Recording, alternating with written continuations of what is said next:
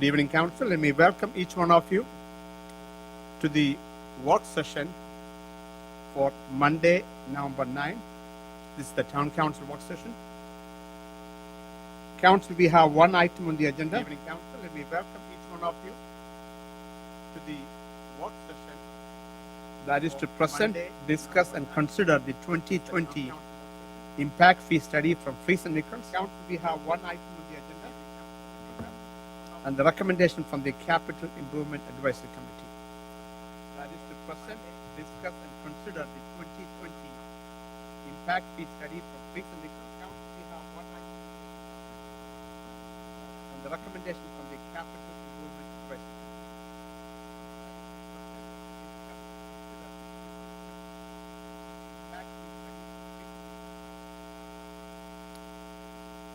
Good to go? Good to go? Good evening, Charles. Susan, welcome back.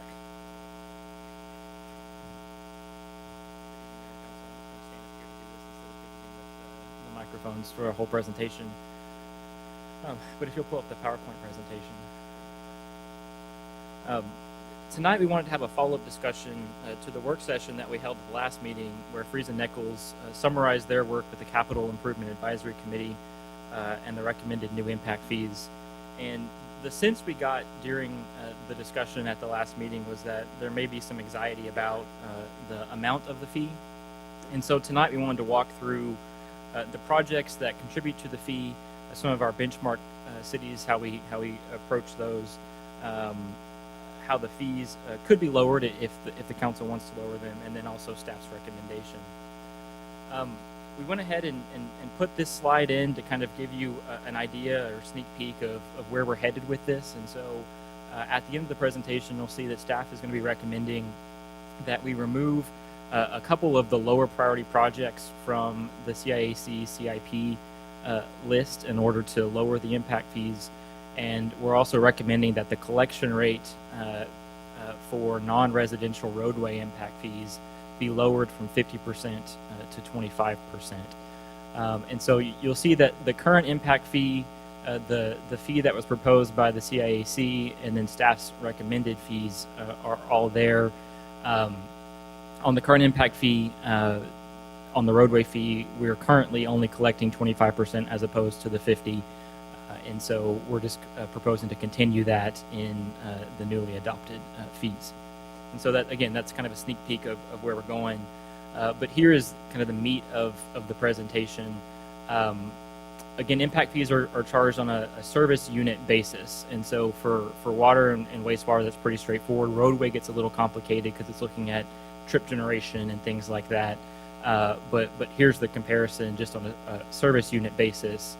And what was proposed by CIAC is that we collect the 50% of the maximum. Again, we're proposing to deviate from that and keep with what we have now, but that's just what was proposed. Wanted to show you that to remind you kind of where we left things at the end of the last meeting. To talk a little bit about benchmarking and how we chose our benchmarking cities, staff and Fries and Nichols used a combination of the cities that were used when we did the last impact fee study update in 2015, as well as the town's typical benchmark cities. And those typical benchmark cities, you may recall, were selected when the town did its compensation study, I guess earlier this year or last year, 2 years ago, okay. Of the typical benchmark cities, the only two that weren't included from that list are Murphy and Ovilla, and those were not included because neither has a roadway impact fee, and so we wanted an apples-to-apples comparison, so we left those off the list. Here is the chart that you've seen before. The only thing that's been added, and it's relatively small down there at the bottom, but underneath the city we added when they adopted their current impact fees. Some of them are in the process of updating those, so some of those that are older than 5 years, they've been studying those to revise them. But you'll see it kind of there's no rhyme or reason to it. Some of the more recent ones are high, some of the more recent ones are low, some of the older ones are high, some of the older ones are low. So it's hard to draw a fair conclusion just based on the date. And so now getting into the projects, I won't go through each project and explain it. We can if we need to, if you have any questions, but I really wanted to use these slides to talk about that middle column of sort of why it's on the list of projects. And so for the water system and the wastewater system as well, projects fall into sort of two categories. There's existing projects that have already been built, and this is just continuing to recoup our costs for those. And so everything on this slide is a recoupment project that we're just continuing to recoup the cost for those projects through the impact fees. And then lastly on that list is the current impact fee study, recouping the cost for the study itself. And that obviously is a state requirement. Getting into the projects that are proposed, some of them are from Council strategic plan to improve water service along Highway 80. Several of them are from the 2020 CIP. And then the last one on that list, the water lines in southeast Sunnyvale, is also part of the strategic plan. I'll also note that the two projects highlighted here in red, and you'll see some other projects highlighted in red on the later slides, those are going to be the projects that staff are proposing to remove. These are the projects that staff feels are nice to have to accommodate future growth, but they're not required at this point or necessary at this point. So those can be deferred into a future date to try and lower the overall I was going to ask you impact fee. a couple of questions on that. Yes. Maybe you don't know the answer, but that's okay if you don't. Okay. The top, the second and the fourth project, 3.4 million gallon ground storage tank Yes. and the river store pump station capacity improvement. Yes. Are both required projects, or that's on condition that we switch to water DW? So neither. They're not required, but they're also not associated with a switch to DWU either. So the ground storage tank construction just gives us some additional holding capacity. If we were ever to lose our incoming water source, it would just give us a little bit of extra capacity to continue functioning normally, not having to have people conserve water or anything like that. So that just gives us a little bit more of a factor of safety in case something happens to the water system. We have that storage capacity available. The Riverstone pump station capacity improvement is to add another pump to allow water to come into the system faster. Again, that's not necessary right now, but as the town continues to grow and people are drawing more water from the system more quickly, we'll need that extra pump to pull the water into the system faster. It also gives us some flexibility that if we need to take one of the existing pumps offline for an extended period of time for maintenance or something like that, we have some redundancy in the system to continue normal operations there as well. That's a 2020 CIP project, but the timing is not decided yet, or that is. As I understand it, right, there was not a specific timeline approved in the 2020 CIP. It was just sort of a project to kind of keep our eye on of note. The sort of span, a vision of the impact fee analysis is sort of projects that could happen in the next 10 years. So this is kind of a look ahead of something we need to do in the next 10 years. And so the reason I asked the question is this, right? Mm-hmm. We know we update the impact fee every 5 years. Mm-hmm. So if this project is potentially comes, since it's 10-year planning, do we just capture the money and keep it, and when that project comes live, we allocate potentially? Is that the way we? Yes. Yes.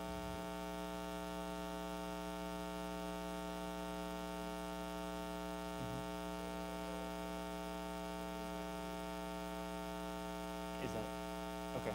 Then okay. So Susan just told me that if we do go with DWU, we will need to do the $3 million gallon ground storage tank. The flip side, if you do not go with them, do we still need them?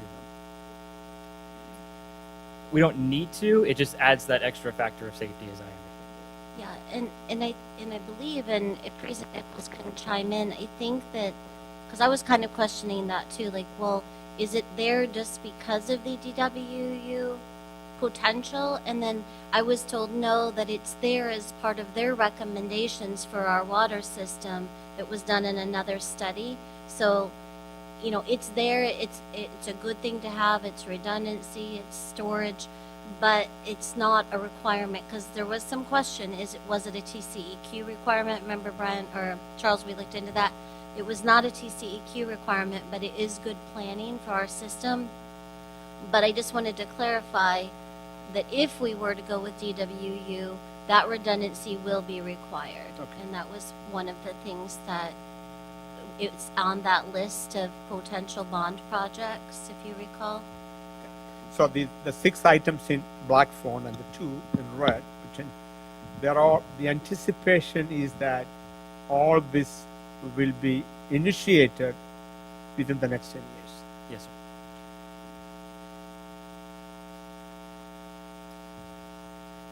So the water impact fee is what went up the most from the current fee. So I want to talk a little about the primary drivers of that cost were, first is just a general increase in construction prices. But the main driver is that Riverstone pump station capacity improvement, adding that extra pump. That accounts for just shy of 50% of the future impact fee. So that's an expensive project. Can I ask Susan one other thing? If the DW is to happen, do we have bond money already? So we have not issued the bonds on those projects, but we have gone to the voters and had that approved. So we could, you know, once we make that final decision, we could move forward with issuing the bonds. We would have to go through an S&P rating like we've done before and actually go through that issuance process. But the voters have already voted to approve and there were several projects, you know, the connection line and other projects associated. So in other words, if the town decide to go forward with the DW, then we have money in the bond. But if we are to decide not to go forward, then we need to find funding source, and that's why it's important to have this part of the impact fee. Is that Correct. So the next group of projects is the wastewater system projects. Again, the existing project that we're recouping the cost for is just the cost of this study. And then there's 4 proposed projects that would just be upsizing lines, basically. One of them is a 2020 CIP project. Others are just Freeze and Nichols recommended projects. You'll see again the last project there. If we want to reduce that fee, that's the project that we would recommend taking off the list. Any questions there? So, yep.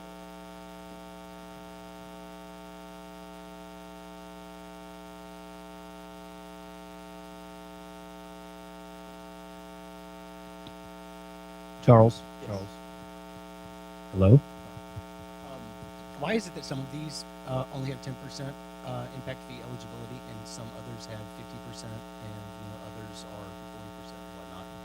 So the Freeze and Nichols can weigh in on this if this isn't sufficient, but basically there's a complicated calculation that goes into basically figuring out what portion of this project is really intended to serve existing development and what portion of whatever you're doing adds capacity or length to the system to serve new development.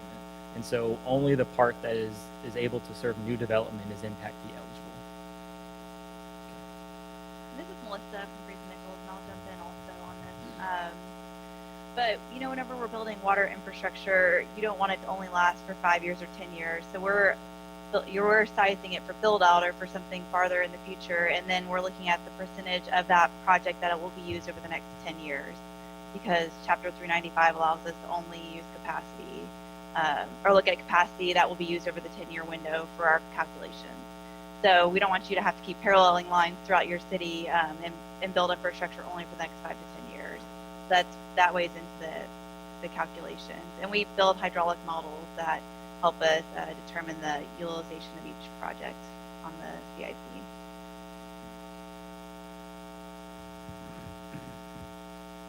So the last set of projects are the roadway projects, and the vast majority of these are either 2020 CIP projects or current projects that are in process, including, you know, a tech stop project that our portion of the local match. And so the only one that probably needs to be explained there is that Larkin Road extension to Highway 80, the last one that's highlighted in red. That in and of itself doesn't really fall into any one category, but you may recall in our conversation at the last meeting, along with the street, we were talking about putting in a water line. So getting the right of way for the street and constructing the street helps facilitate the construction and maintenance of that water line. So we said it facilitates a council goal. It in and of itself isn't part of a council goal. But on the water side, that's one of the projects we propose to eliminate. And so if we wanted to do that, then we could eliminate the street as well. So, again, Charles, a couple of things, right? The Collins Road trip to Highway 80, that's already paid off, right? Do we need to keep them in this list, second line item? So it's a project that's currently under constructed. It's basically a recoupment project, except it's not done yet. So we would just continue to collect the fee to help pay ourselves back for that project. Okay, same argument goes for the trip at Collins improvement. Yes. So they were never, excuse me, I'm sorry. They were never included on previous. They've been included on previous ones, but we haven't recouped all of the costs for that yet. And so we would just keep collecting that. So, did we take money from the CIP at that time to build this current projects, or did we take some from the operating budget? I know we had different buckets. We have the county portion. And Liz is not here, but I believe that we issued a CO to fund that project.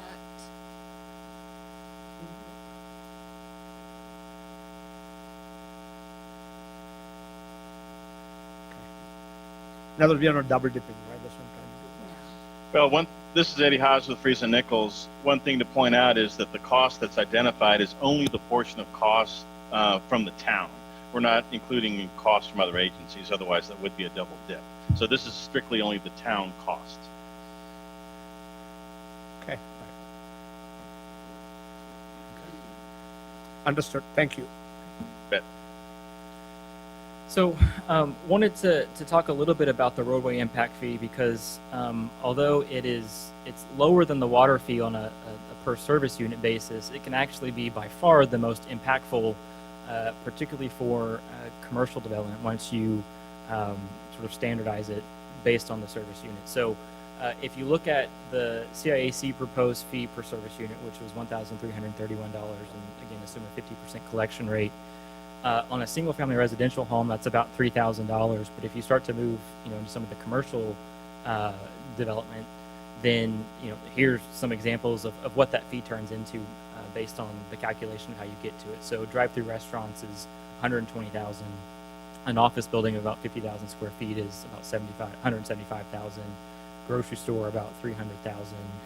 Warehouse is almost $400,000, and a movie theater of a decent size is almost $500,000. So while the water fee is pretty stable because it's based on the water meter size, and while that may go up to a little bit from the standard water meter size, it's pretty much capped on how high that will be, and it won't be that impactful as the roadway impact fee. And so if you decide to do as we're proposing and cut that to a 25% collection rate, obviously those amounts will be cut in half for non-residential development.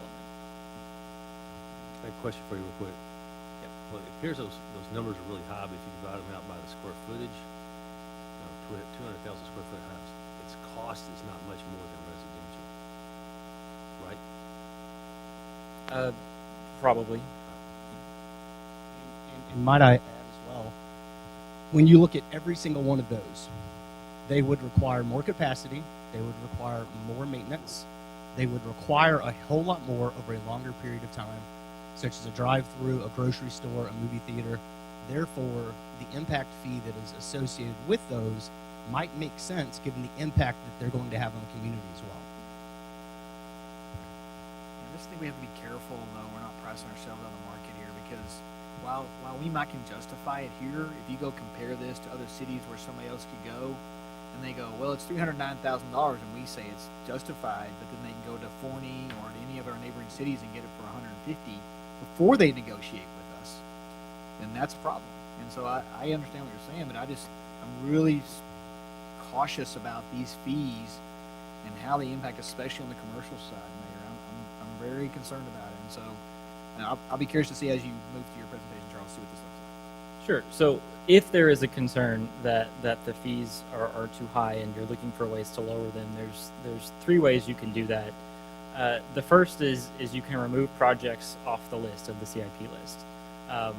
The benefit of that is it reduces the fee, but because it's not part of the calculation anymore, it reduces the fee without shifting the burden to current taxpayers. The con of that, if you will, is that things are on this list for a reason, and they're intended to facilitate future growth. And so, if you're not doing those projects, then it limits the town's ability to serve future growth, particularly in some of the commercial areas that are of interest to the community. Another way that we've hinted at is lowering that collection rate to something lower than 50%. The benefit of that is you can choose to apply that generally to all kinds of development, or you can target that to either residential or non-residential uses. So if you want to incentivize commercial development in general, you can just apply it to non-residential uses. And when people are looking at the fees and how much it's going to cost to develop in different places, obviously it reduces potential barriers for development within the town compared to other cities.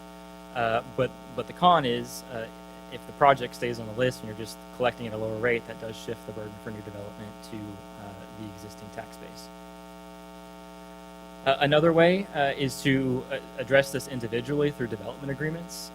That's beneficial because it really does allow for the council to target relief on only the preferred uses and be a little bit more selective about who gets relief and who doesn't.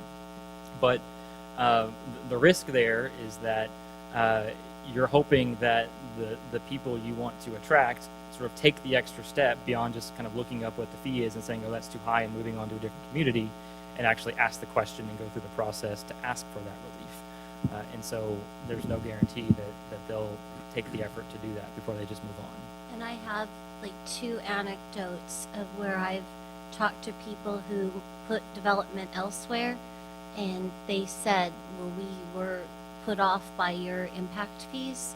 And I'm like, well, we could have worked with you. Well, we didn't know that. It's not a guarantee. It's a lot of work to go through that process. So I think we do want to be careful about not scaring people off ahead of time. So, thank you, Susan. Quick question, Charles, for you. Based on your previous experience, what was the standard where you worked? How would you handle this? So Addison actually didn't have impact fees. So they went, to that level of not having them to try and attract development. That was one of their things to attract development, is just have no impact fees. But have they offset?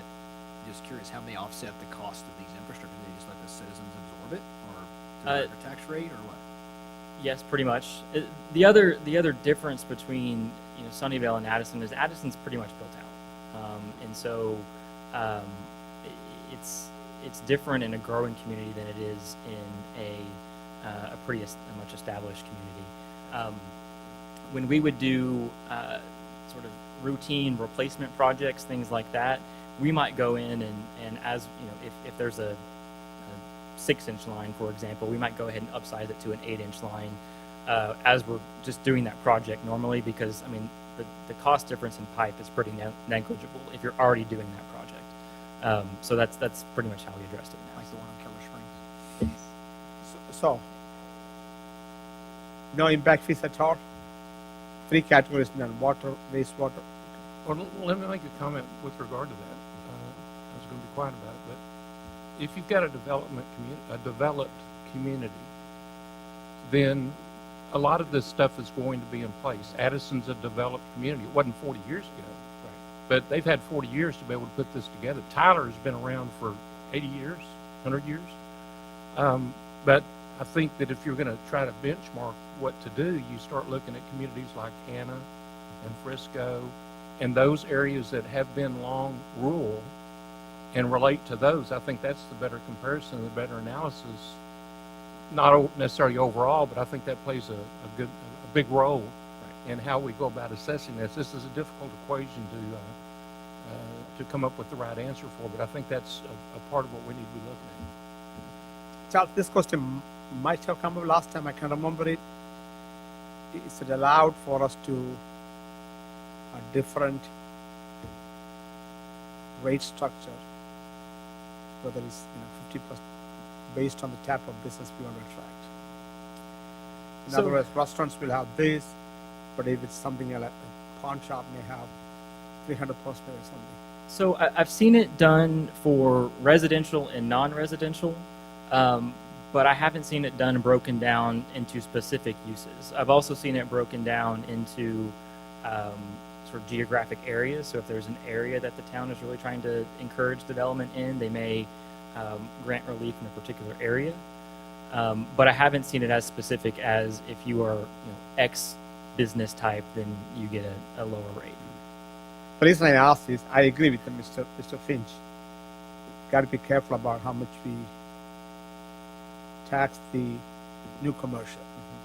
Essentially, may be different for me. Got to be just mindful about it. So, is there any way we could try and see where I can get the benefit, but use that tool to shape the type of business a little? Don't make it too complex or too difficult. I'm trying. I think I asked the question last time. I can't remember. Maybe missed something. You, as I recall, you asked the question on the residential side of custom homes versus sort of standard build, things like that, and we can't go to that level. Again, it's just sort of residential or not. But I don't believe that we can specify based on business type, but we can circle back on that. Any experience? Charles, this is Eddie Haas. Prosper actually did that. They within the non-residential realm, they identified certain uses and they had discounts for certain things. How they got to that point, I don't know. But generally in Prosper, commercial was about half of the residential, and then if it was like an office, it was another rate. Another kind of commercial, a different rate. So it can be done because remember, this is a policy decision on collection. What's been defined is the cost per service unit. What is the cost to provide service for each one of these infrastructure components, and how you decide from a policy perspective how you want to collect. That's strictly a policy.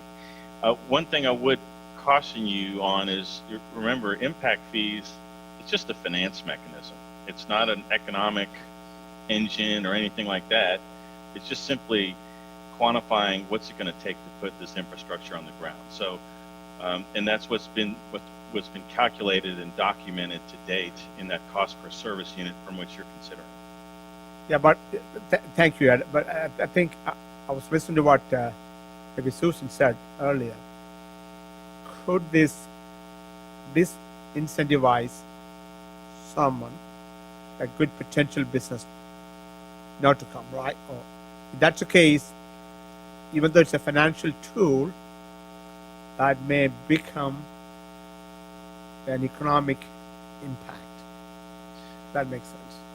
Yeah. So every community has its own economic considerations it's weighing against. In a lot of the communities that we've worked with, impact fees, at least in North Texas, has not run off development. Growth will happen in North Texas. It will continue to happen. In a growing community in the South, they actually put in a moratorium on residential because they thought that there was an impact. And this was in the mid-2000s. Going back and looking at it, it never had an effect. That was on the residential side.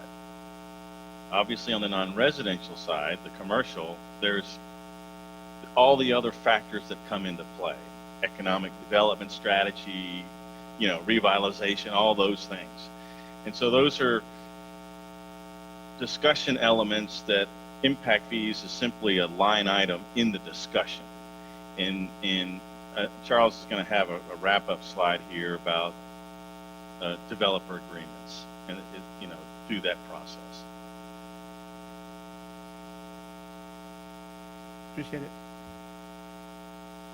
So, and this is kind of what we touched on and what I mentioned at the end of the presentation at the last meeting, sort of what are those implications of the impact fee amounts. We have heard, as Susan said, anecdotally that there are people that chose not to develop in town because of our impact fees. Commercial mostly, or residential as well? I don't know what Sorry, is it commercial? The barrier is commercial mostly, or?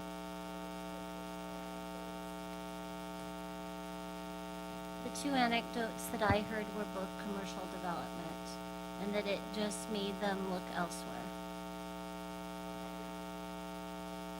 In the last 2 years. I mean, and I think Friesen Nichols' point is super valid, but I also know that we have struggled with commercial development.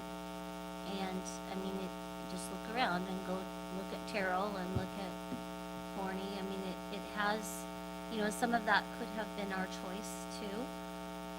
But I think I think what he says is exactly right. It's a line item in our overall economic development strategy. But it needs to be considered in that light. and I mean, it's a complicated formula of how people decide where to develop. If you're in a very attractive community where it's easy to do business and you're easily going to get your return on investment, then yeah, impact fees may matter. If you're sort of on the margins of where it is a decision about whether or not to develop there, then it may be when impact fees do become whatever crosses that threshold or not. So, obviously, if we're talking about increasing the fees from where they are today, those people that had those concerns about the prior fees, those concerns are only going to be exacerbated by a higher fee. And so, when thinking about what the fee should be, obviously there's one side of it about how do we fund these projects and those funding considerations, but you also have to balance that with the economic development goals of the community and making sure that you are attracting business or not dissuading business from locating within the town based on the amount of the fees compared to other cities. And so if you set impact fees at an amount that is too high and it limits growth, then you kind of end at the same place where you're still shifting the cost to the existing tax base because you're not growing the tax base.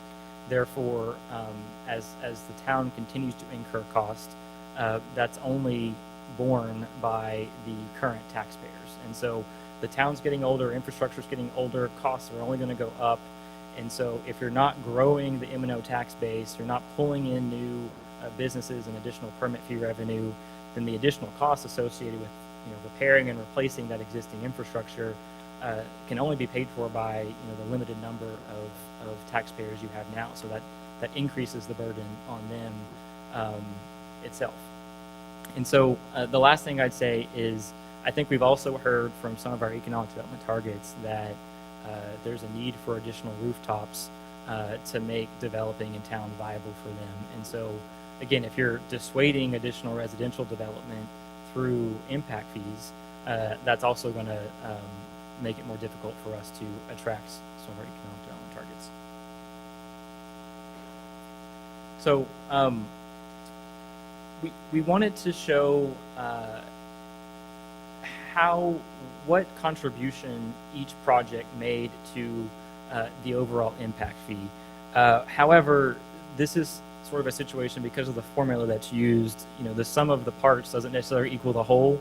And so as best as we could do was to kind of give you an order of magnitude by running the calculation of the impact fee if we removed each project individually. So if the proposed fee right now is $7,339, if you remove the water line along Highway 80, that would reduce the fee to $6,858. So that's as best as we could do to show you roughly how much. This is still at 50% and the 25% Yes. we talked. This is still at the 50%, yes. And so if you start taking multiple of these away, again, you have to recalculate it. It gets kind of difficult to show you what that impact is. But again, order of magnitude to show you where the cost drivers are here. And again, on here, you can see that Riverstone pump station, if you remove that one, it goes from, $7,300 down to, $3,400. So that's where your major driver is here. Same thing for wastewater projects. They're except for that third one, they're all pretty much the same as to the impact. And then roadway projects as well. You can see that again, for the most part, removing any individual project doesn't have much of an impact on the overall fee. There are some in there where if you take them out, the fee actually goes up, and that just has to do with sort of averaging it out over all of the projects. If you remove some of the cheaper projects, if you will, then the average goes up. So again, it gets pretty complicated, but that just gave you, again, an order of magnitude of what the impact would be. So we hinted at this earlier, but at the end of this, staff is recommending that we remove those projects that were highlighted in red, which we feel are the lower priority projects. That would help lower the impact fees. And then we're also recommending that we lower the collection rate for non-residential development for roadway impact fees from 50% to 25%. So if you remove those projects in red, then the new impact fee per service unit is what's shown on the screen here. So about $6,900 for water, a little over $1,000 for wastewater, and about $1,300 for roadway. Although the roadway fee would be about $650 for non-residential development, because we're collecting only half of that for commercial development. So on a new single-family home, though, that would total $10,929 for a total impact fee. If I do that math, 10,000, right? On the comparison chart, now we will become the second highest, right? Anna is 11,304, so we will be just a tad bit below them. Yes. Now we've received some information that Fate is in the process of updating their fees, and we'd be basically in the same ballpark as Fate. So right there, either number 2 or close third. It's not shown on here, but we just have heard that they're. Yeah, I would think in the Flowermont will do the same thing. I would assume. Flowermont is already 9,782. So that's the presentation. If we have any questions or So how about open the up to commercial discussion. again? What will be the difference? The only difference is the roadway? For the commercial, So commercial will be half that. So 5,000? no, so for the half the roadway service unit fee. So take the But the water and 12,000. wastewater remains same. Yes. So $600 difference. Yes. Basically $10,000 again, 10,300. How do we compare against the other benchmarks? This chart here is for everything, or commercial and residential, is that? Can I use this chart as a rough estimate, or? So that chart doesn't get into that chart is an average. So if there are deviations between collection rates and things like that, it's not a true apples to apples comparison because it's an average. Charles, another question. So that's the new rate, The old 5,830. is in current or what was proposed by CIAC? the one that we have now. Let me go back to the first slide here. 5813, I think.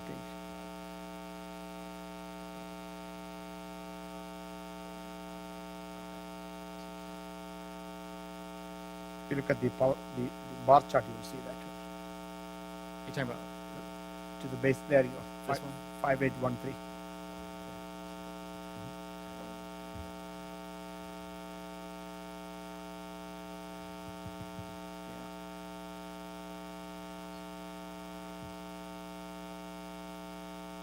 So, a question for you, Charles. And, the businesses I'm thinking about that have come to Sunnyvale in the last year and a half, the ones that asked for relief and those that didn't ask for relief. Under the current plan, it was just 50%. If we reduce that 50% to 25%, now then people come and say, hey, we want to negotiate that down. Have we? I understand keeping it low for people coming in. However, I'm also thinking about the ones that didn't seek a whole lot of relief. One I'm across the street here. Are we going to be in a position where we're negotiating down off of 25% now versus 50%? Is that the only way to line out of this is the percentage? Well, so the roadway impact fee we have been charging at 25% currently, and so I don't. What are we doing with water? That's the 50%. Water and wastewater are at 50%. I don't know if they've asked for relief from. Yeah, I was going to say that. So just in the time that I've been here, we've done economic development incentives through 4A or 4B, but I only know of one that we've negotiated on impact fees, and others might have happened before my time. But since I've been here, it's only the one that we're currently working on that hasn't been passed. So we haven't, in my time, haven't typically negotiated on impact fees. I guess another way to look at it is, right, how big of a deal it is, $10,000 for bringing a business or losing a business. How that's another way to look at it. Yeah, I'm thinking more not residential. I'm thinking more non-residential. Yeah, commercial is what I'm talking about. Yeah, because I mean, commercial, I mean, that 10,000 is multiplied over a larger number, right? I mean, it's not 10,000, it's just the unit of comparison is 5,800 to 10,000. So on commercial, you're looking at $350,000, $400,000 impact fees. The one that we negotiated the other day was 800, right? That's the one we just negotiated was an $800,000 impact fee. So when we're looking at this 10,000, that's just a base multiple. So if we're looking at kind of like, that would like to be a home. One home, 58, net home, after that, 10,000. But when you get the larger square footage, larger footprints, then that's a multiple on multiple. Charles, correct me if I'm incorrect, but it's the roadway fee where when you get to a bigger facility, generally, unless it's some manufacturing that uses a lot of water, generally, it's the roadway fee that you see creating those big impact fees. It's not the water or wastewater, because those are usually a single meter as it is. But like the example you just gave, the one that we looked at recently, that $800,000 fee was just roadway impact fees. So extrapolate that to a grocery store, and he has it up there. It's $309,000, but that project that we just have been working on was an $800,000 fee under current rates. But that square footage was 500,000 square foot as well, right? So Charles here, right? So let's take the 800,000, right? How much, can you extrapolate that, how much would that be in at the proposed rate? At the CIAC proposed rate or at the new proposed rate? Staff recommended rate. The 1.6 million, 2.4 million, I'm just trying to get it 3 times, or is it twice? So it would just order of magnitude here. I think it's about 600,000 probably. There could be more, right? It was 800,000. So we are increasing the rate, so it should be more. That's 65%. What is this square percentage? Oh, off of the current. Okay,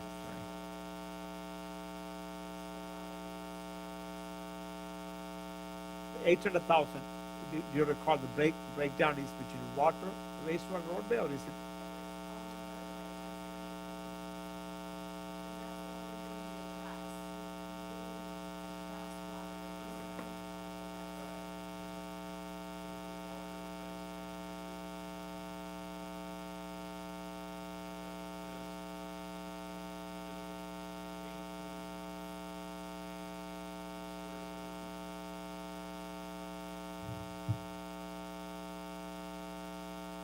So Charles, I got a question. Let's assume we reduce it to 25% versus 50%. what is the expected cost to the residential and property tax increase for the difference of that over a period of time? Now, I know it's a guess because we don't know what projects will come or not come. But what's the increase to the residential if we reduce it from 50 to 25% estimated? I mean, it's hard to give you a a number for what that means, but if at 50-50 you're splitting the cost 50% for new development, 50% for the current development. If you reduce the new developments portion, the now current development is picking up 75% of the cost. But I don't know. Just kind of curious what the difference in the cost of the residential home is for that. Is it $100 a year? Is it $25 a year? If it's 10 million, is that going to be how much to a resident?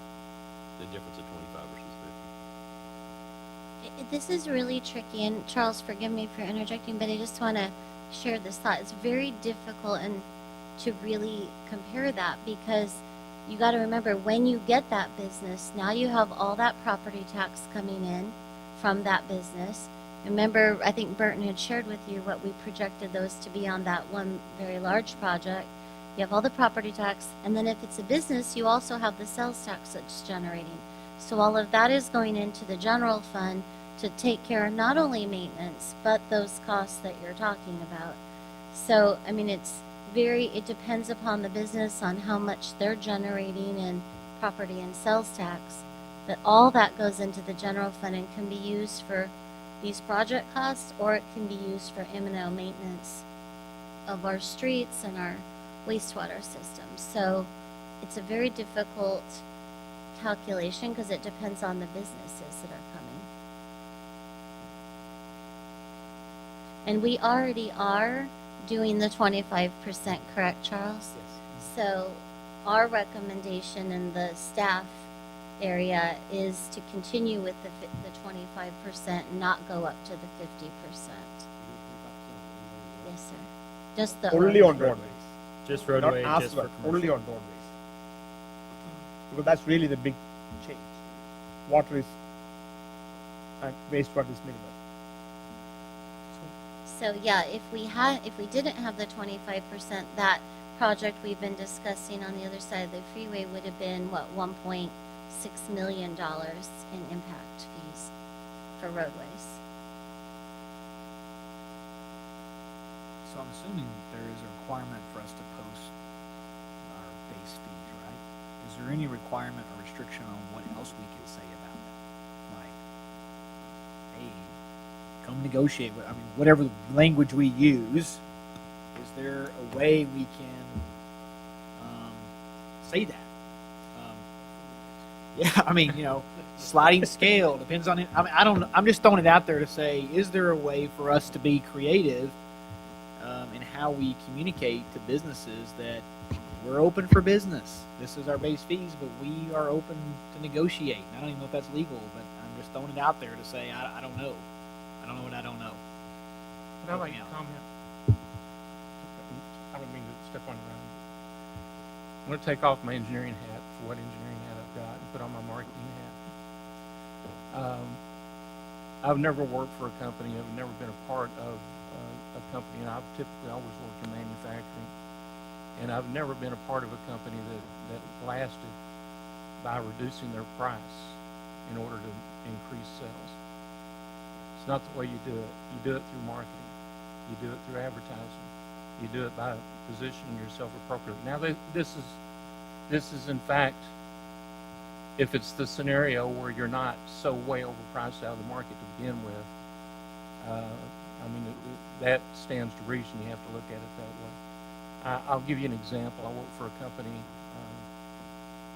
back in the early 2000s where I was put responsible for a very, very mature piece of equipment.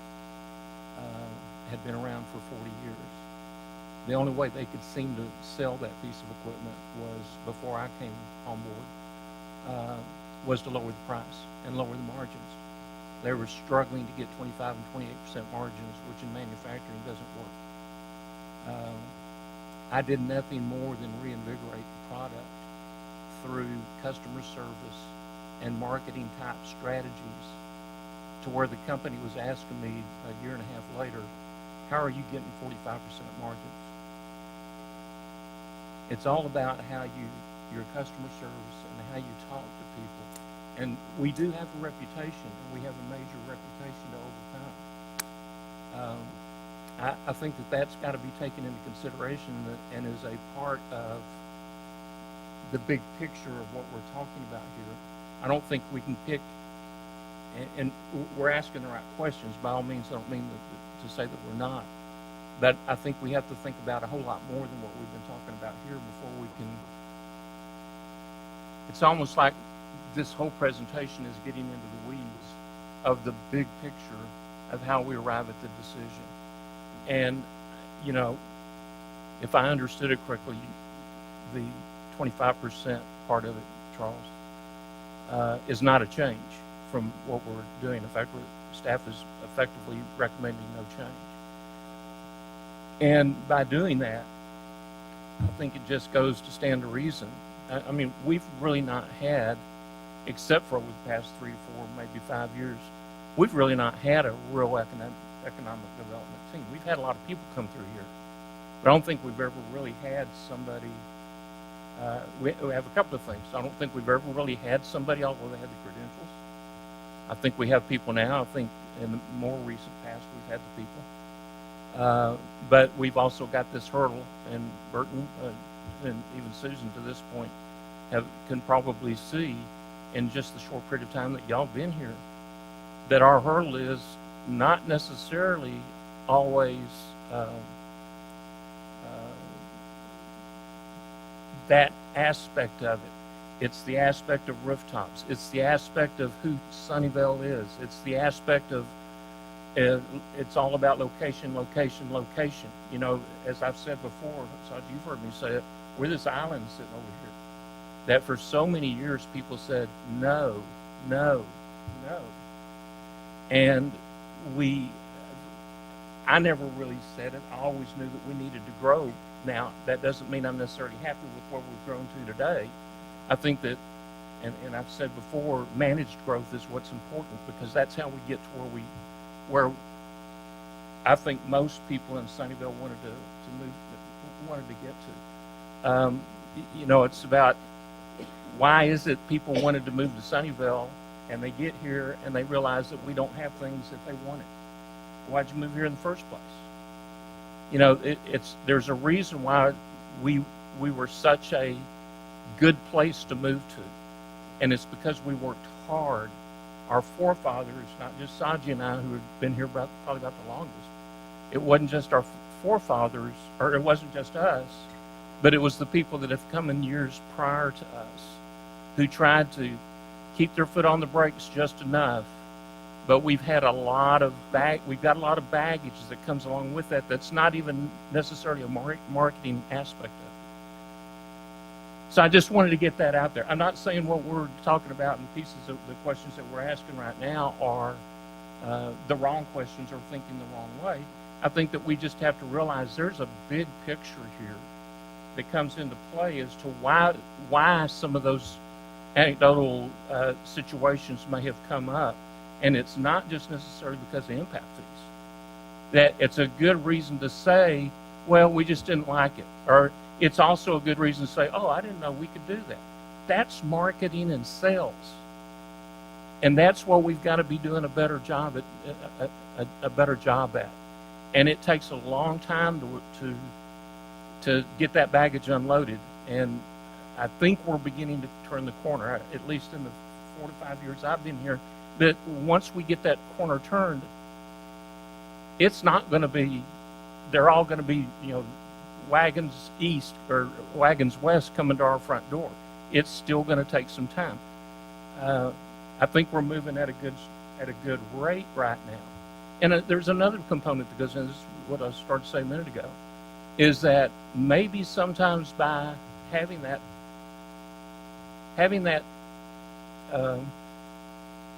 well, at least by having that higher impact fee, that's a way to make sure that who comes here wants to come here.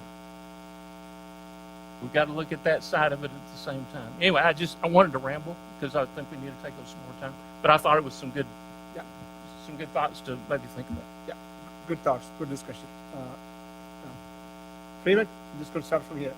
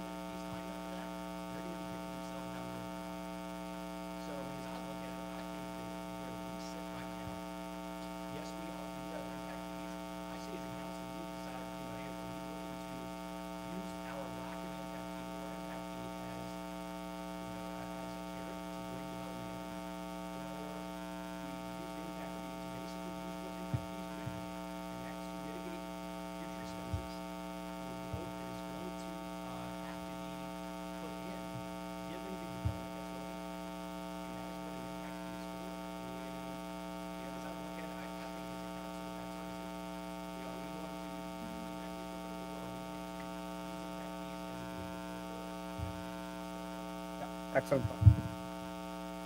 Let me go around this way. I tend to miss people. Mark Eldridge. Yeah, really second lot what Jonathan Freeman said. Mr. Freeman said, this is a great opportunity we have to rethink this and use this as a tool to decide what we want in our town.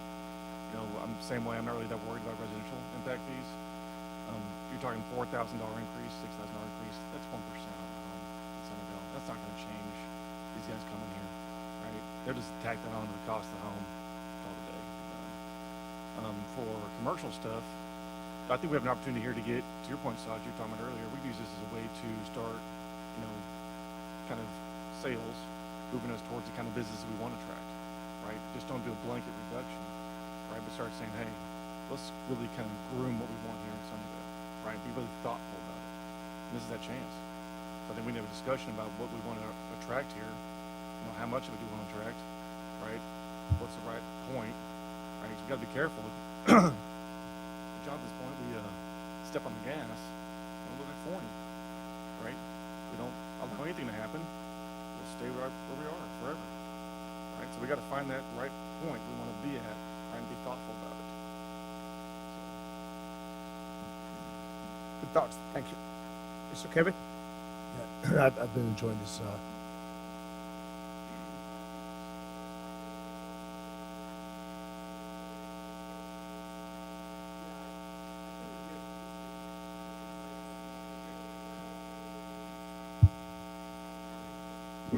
So I think this has been a great conversation, and I think it is definitely part of a broader conversation of where we want it to go, what we want to do. And as we look at commercial development, we want to grow our commercial area. Why don't we maybe also start looking at focusing on giving different rates to different geographic locations? So if we do want to do a downtown, maybe we have a lower section there in the downtown area. Or if we want to encourage, maybe restaurants up near Kearney's, maybe we try to do that. So let's even maybe think about having some different types of rates, maybe, and just to get a little more complex. Okay, let me ask Kevin, but do you think the fact that our town is so small and the fact that we only have a very handful of areas where potentially the non-residential can come up, right, because of the zoning and everything else, do you think we need to further subdivide? How many places we can really have businesses, like 3 or 4 places, maybe less than 5, 6, right? Just asking the question. Right. Right. I'm agreeing with you, but I'm thinking that maybe we have that in place for other reasons. Just Well, commenting. It also helps. It helps share the vision of what we want. It helps define it and share it. And this is what we want. We want growth here. We want these types of businesses here. So I think it could help with the marketing piece. Kind of tied together. It is as we look to grow, as we try to get businesses here. I think Mark brought up marketing. It's a marketing piece, so maybe that can tie into marketing. Yeah, but it's definitely a balance. Mayor, this is Brenda. Hey, Brenda, good evening. Good evening. Hey, just if everyone can really speak into a microphone, it would help us. We are having a very hard time hearing.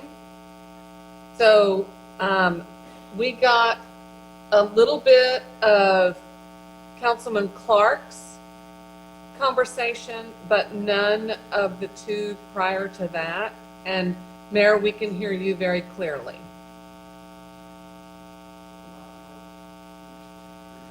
Might I add, it's the actual type of microphone that they have that seems to pick up better than me in these microphones. So just food for thought. So I think I'm going to summarize it for Jonathan's comment. Jonathan, you can comment on that. In general, he's thinking that residential, he and Mark earlier didn't think that residential, an increase in the rate is acceptable because we will have enough residents wanting to come to Sunnyvale because who we are. That's number one. And the financial, the non-residential, I think what both said, we may use this opportunity to pick the business we want to come. The second thing is, Jonathan also mentioned that we got to make a decision. Are we going to use this opportunity to use the fee for what it's meant to be, right? What meant is to be for the CIP projects as well as the current and the future. So did I cover most of it? So, Mayor and Council, I would encourage you to separate out, if you can, the projects that are in the plan and the cost to pay for those projects, and who should bear the cost of those, right? So the way that impact fees are set up is that new development pays for its impacts to the system. And to the extent that you do not agree to adopt the maximum, then what you as a council are saying is, we understand that we're not at the maximum, and our existing residents are going to help pay for the improvements on the plan. So there really, I'm hearing two questions. One is, how do we encourage the growth we want? And then two is sort of, where are we within the spectrum? And I think when it comes to a conversation about economic development incentives, we should look at it just exactly that way. Because if you adopt an impact fee and then you negotiate with the various folks who come in to reduce that fee, at some point, someone is going to have to pay for the improvements on the plan. And it's not an endless supply of incentive dollars there. Because what you're doing when you say, we're gonna, for this developer, we're going to, waive 50% of the impact fees. What you're saying is, we think this is such an important contribution to our community that the rest of our citizens and the rest of our citizens will benefit from it, that they're willing, and the city is willing, to pick up the tab for the fee that's been waived. Does that make sense?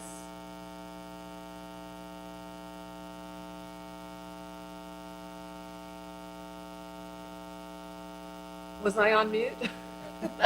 No, Yes, heard it loud and clear. Yeah. makes so, sense. It's an important discussion. I would just encourage you not to look at where you set impact fees and whether you collect them at the rate that you set as an economic development incentive. Because what Friesen Nichols done is they put together the project list. They've given us an estimate of costs.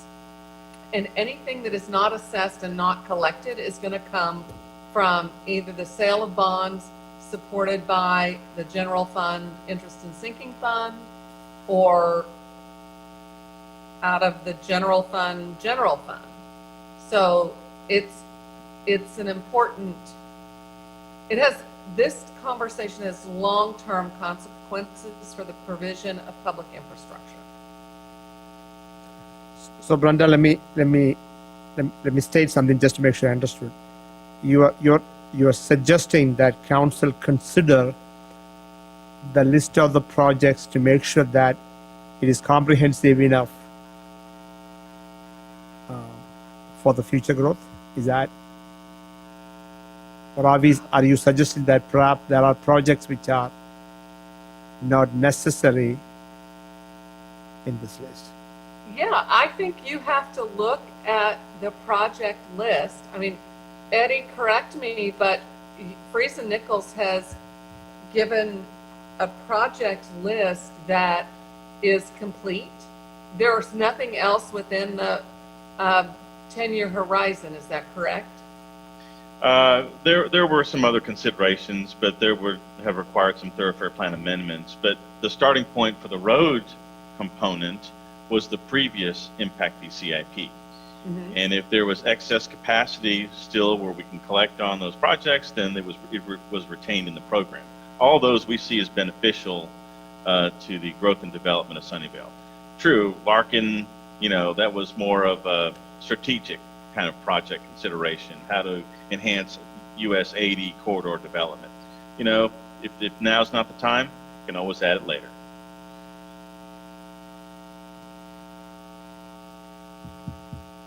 Right. So for the council, there's the project list, and there's the cost of the projects and how the cost would be assessed based on the different types of land uses, based on the land use assumptions.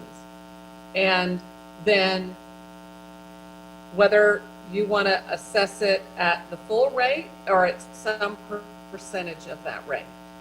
And I would start with, is the council happy with the projects on the CIP, the impact fee CIP? Charles, would you mind going to chart number 6, please? Brenda, while they're doing that, can you hear me now? I can hear you, Susan. I think we can hear you, and we can hear the mayor. Aside from you and the mayor, and whoever's manning the Sunnyvale meetings, Mike, we have a very hard time hearing anything.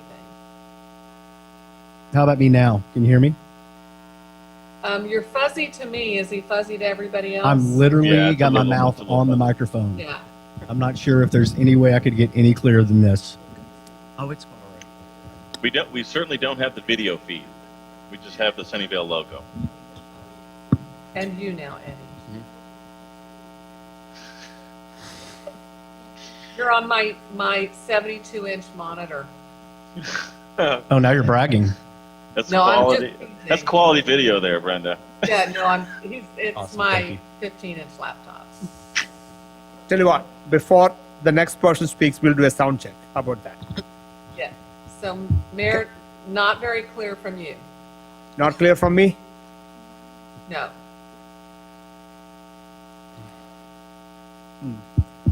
I'm 2 inches away from the mic.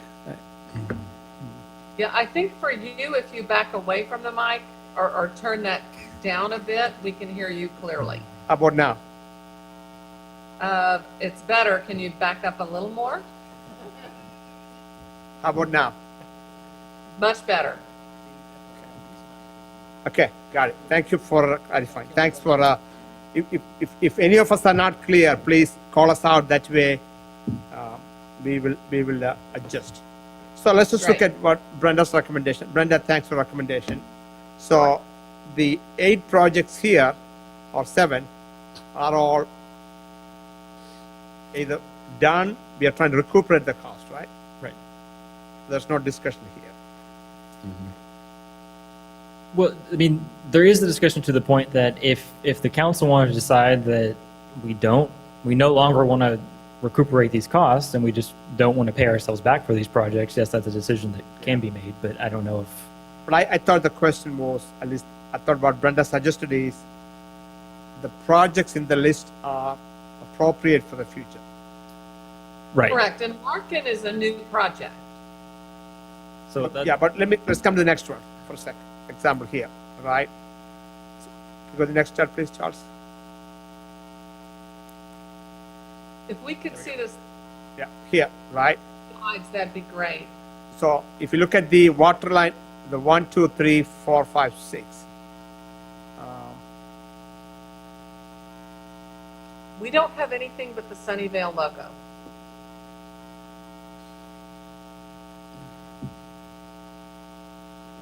So Susan, I'm going to ask the staff's thoughts here. Are these, in your staff's recommendation thoughts, are they necessary projects for within the next 10 years? yes.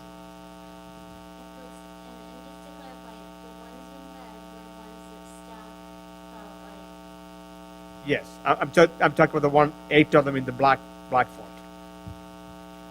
Do you believe any of them can be removed? Not the 8. Okay, got it.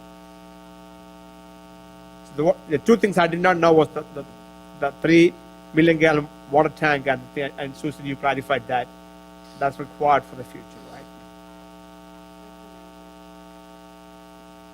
Right. So does anyone from the council agrees or disagree with the list? In other words, agrees with removing the 2 red and keeping all the ones in black. Mayor, can I ask you a real quick question? So, what was it that made you all decide, hey, you know what, these ones in red, was it because it's past the 10-year horizon? Or is it that we were making these decisions simply to lower the impact fee?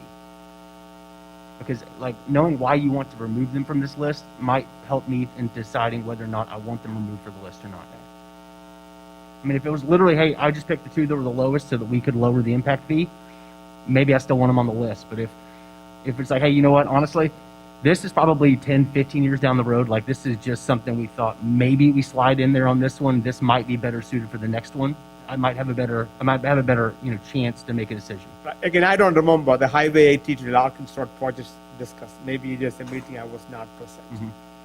So I don't know anyone remember that one. So unless there is a, Okay.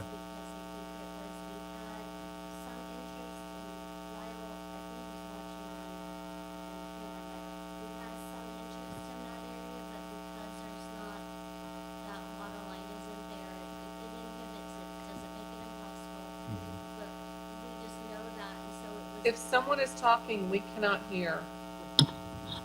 Okay, we placed that on the list because of, some interests that have been expressed, but we also felt like it wasn't imminent. So if we were picking any, that would be the ones that would be removed. And is Lyle on there? Is he on there?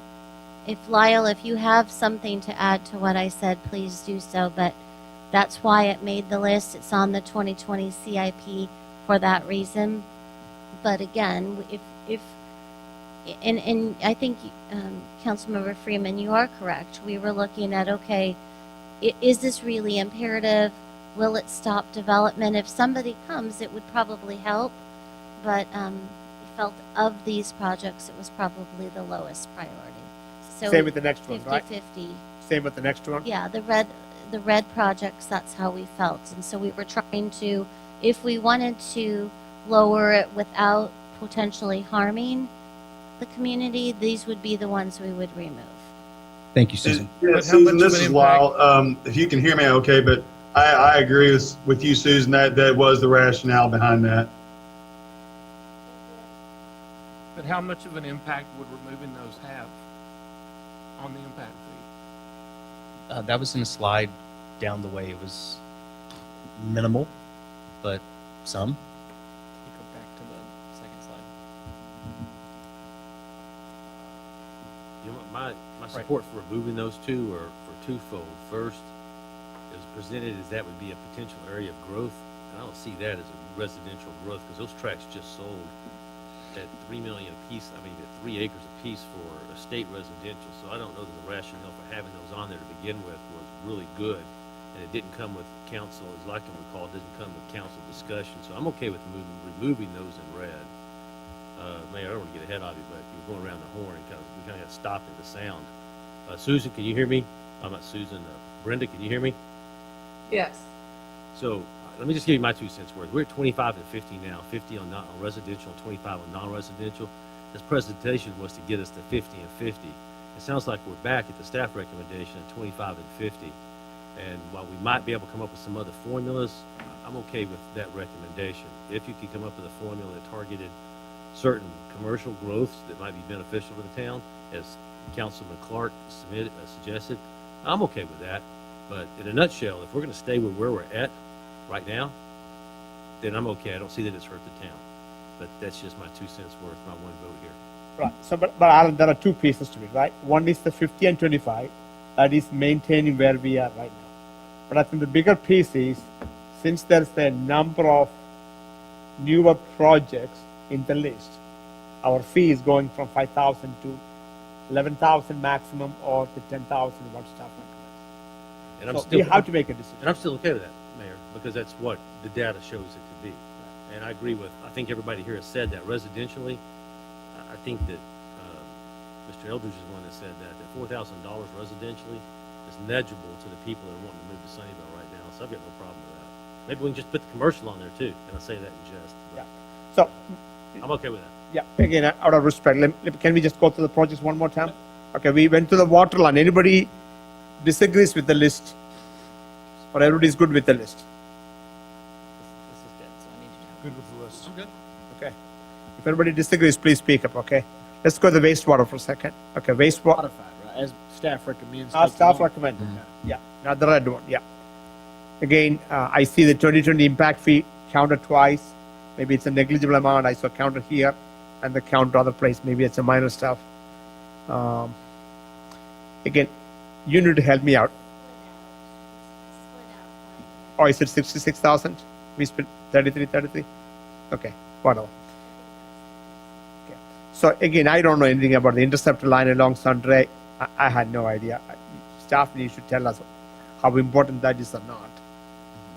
I seriously had no idea about that too. 3 projects. Is that what you feel like you have to have, must have it? Yeah, Lyle, if you can weigh in on that part of it. I don't know, maybe you know this one. I don't know what this means. I'm sorry, I didn't quite catch all of that. Could you please repeat? I apologize. Yeah, so Lyle, I was saying that when you come to the wastewater, there are 3 projects. There are 4 projects minus 1. I don't know much about that project. So I'm just asking for staff recommendation, or just kind of give us assurance one more time that you believe that this project needs to stay on the list. I think it's worth keeping on the list.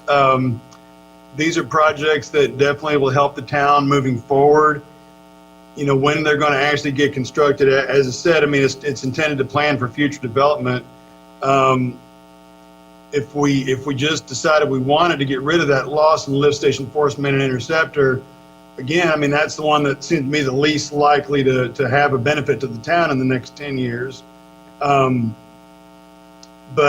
they all have potential to help the town. I mean, that's kind of my thought on it at this point. I respect your position. The reason I said is the wastewater increase from 473 to 1279, 10% of what recommends. It's really a small component of the impact fee. So, And you can see on the list where it says purpose, you see FNI recommended, that's Friesen Nichols. So we had a study done. These are projects that they recommend. And you see, we do feel like the one in red is probably the least highest priority. And Lyle, the central interceptor crossing, is that what we're doing to go underneath Highway 80?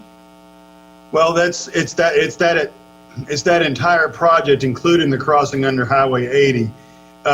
You know, as you know, we're working with TxDOT to try to look at utility work whenever Highway 80 gets built, and we may try to just put that conduit crossing at that time, but just that conduit's not going to cost $1.9 million by itself. That's estimated for the entire project. Right, so we know that they're letting that project in 2022. We're, you know, in the process of working on trying to determine what the utility fees are. So, I mean, this is pretty timely if we're going to do that, and that is the time to do it when they're constructing that. So that's why that project is not in red. And then the top 2, again, were Friesen Nickel recommendations, but we felt the last one in red was the one with the most opportunity to delay. And, you know, again, I just want to remind everybody, we don't want to, from a pain standpoint, go through this a lot, but if development really starts picking up, we can do this in a shorter amount of time than 5 years. So just, remember that. everybody good with the list of projects recommended by staff? Okay. Yes, and I'd say actually I'd be in favor of keeping that last one in red. Okay. Keeping as in don't have it, right? Which one? Just on that slide, correct, Kevin? The Lawson lift station, force main, interceptor? Okay. You want to keep it or don't keep it? You brought up a good point. It's the this is very minimal for the overall impact fee. Okay. Roadway projects. So we got several of them, which is current, maybe 3 or 4. Collins Road, in my mind, that's very important the next 10 years. Town East, just east of Belline to Collins. I don't know much about that, but I'm going to yield to Lyle about it. Again, Town East Boulevard, Collins to Poly. And those are big chunks of money. I don't know much about that, how significant that is, Lyle. Is that Lyle? Would that be the right person for that?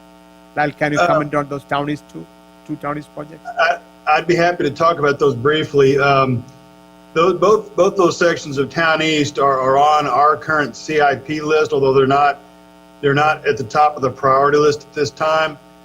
Basically, the reason for them being as expensive as they are is that's envisioning taking Town East and widening out to a 4-lane roadway, sort of similar to what we're doing with Collins, trying to plan for whenever 190 comes through and there's an interchange, and at which time we expect traffic on Town East to really, really skyrocket.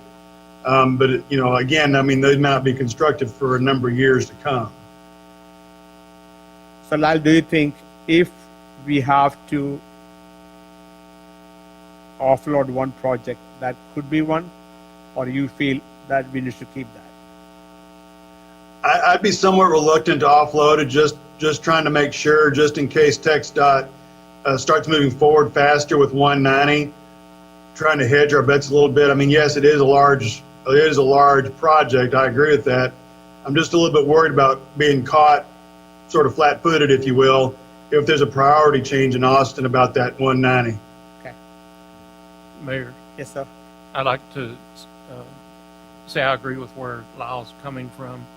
And if you'll remember back and just kind of refresh your memory, when we were having meetings on the comp plan over at the sheriff's office several years ago, we did discuss both of these projects extensively because we knew of what the eventuality was going to be when 190 came through, as well as trying to maybe negotiate with Dallas County and North Texas to be able to help us offset some of that cost as a result of that traffic impact.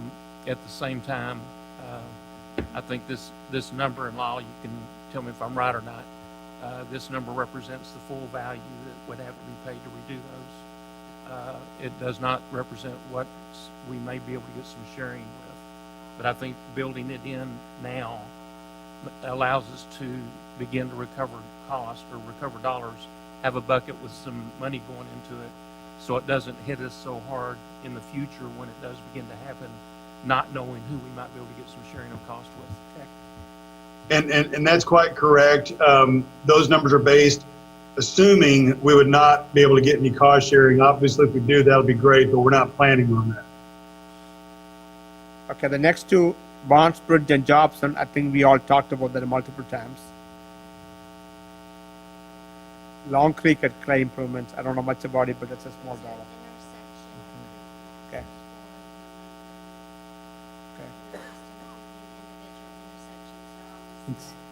All right, that's mostly adding left and right turn lanes at the intersections just to help traffic flow easier. Same with the Clay Road, Collins and Sign, same thing?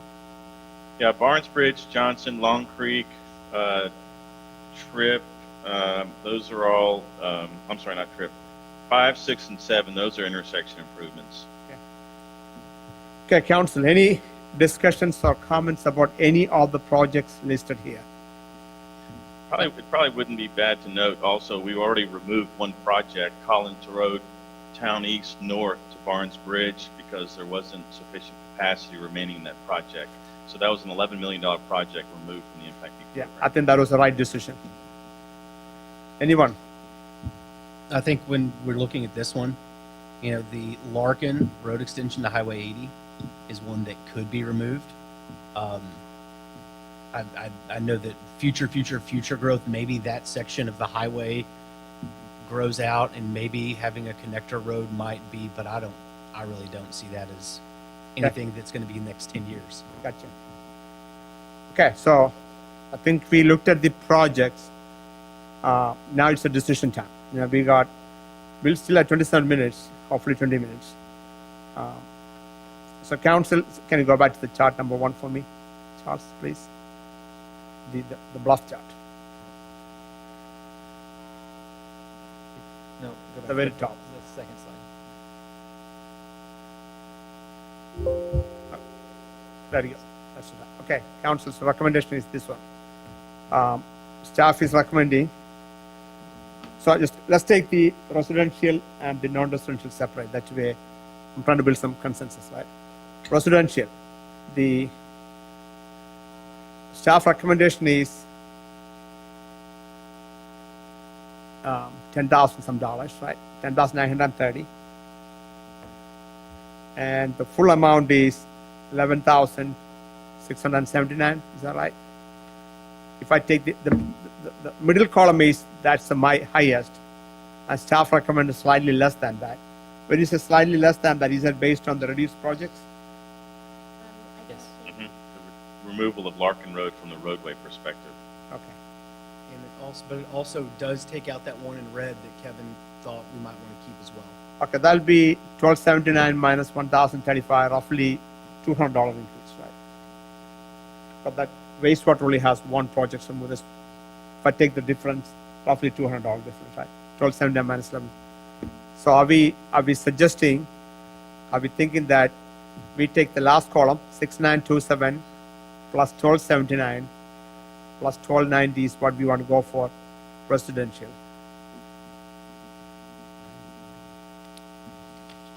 I just want to verify the items in red are excluded except for the Lawson Road station. We're going to keep that. Is that a true statement? Correct. Okay, thank you. So the last column, the 6927 is with all the water projects minus the two red items. Wastewater, 1,279, the middle column, has the red one built in. And the roadway, 1,290 is with everything minus the red items. Am I right, Charles? Yes. Okay, anybody has a disagreement with what I just stated, 6927 plus 1279 plus 1290 for residential? Any disagreements? Mayor, I don't have a disagreement. I just want another clarification. The water number includes, we're pulling out the road from Larkin to 80. But does the 6927 include the line, the water line? It takes That was out the gonna water parallel- line. Parallel along with that. Right. The water line is not included. It's one of the red items that we're taking out. So we are taking the water line out along with Yes. the road. Yes. I understood taking out the road. I didn't understand taking I out the think water. there are Yes. two red lines. Let me read it. There are two red, one is water line from Highway 80 to Larkin Road. That's That it. was 670 to 800. Then there's a water line in southeast Sunnyvale. That's $5 million. That is those are the two things together. Right. So for the water line from Highway 80 to Larkin Road, that is the water line that would go along the Larkin Road extension. So we're taking that out. And because we're taking that out, that's why we felt like it was warranted to take the street out as well.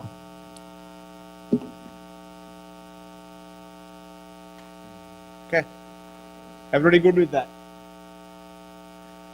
Did I miss anybody? Okay. Okay, let's just talk the non-residential. Okay, staff recommended to keep the 25% as recommended. So this is where I need some help. So what I'm understanding is the water is going to be 6927, the wastewater is going to be 1279, and the roadway is going to be based on the chart you showed in one of those pages. Is that an accurate statement, Charles? Yes, sir. So that is keeping 25%, keeping the increased water impact fee, keeping the increased wastewater impact fee, and keeping the increased roadway impact fee, which is basically keeping the 25%. Is there any desire, I would ask you that, to reduce the 25% to something less than that? So, Mayor, Yes, ma'am?